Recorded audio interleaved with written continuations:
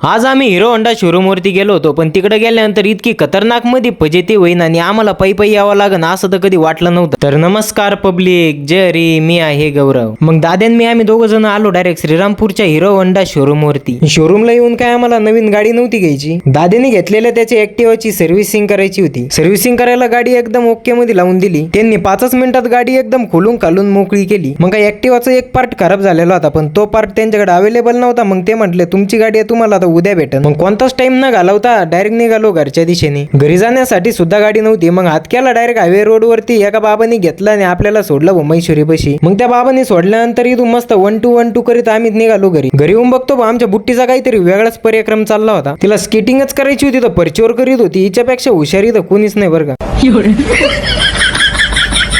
वरतून सोबत डान्स पण करीत होती. आणि आमच्या बुट्टीला मोबाईलचं लय येड आहे बरं का. लाडागुडी लावी तिने नुसती मोबाईलच मागित राहते.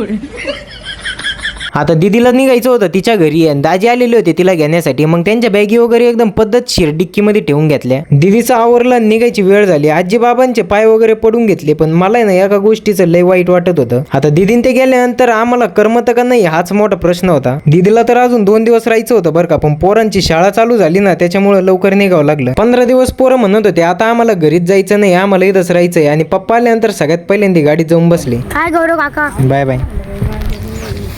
सगळ्यांनी एकामेकाला टाटा बाय बाय केला आणि गाडी चालल्या गेली.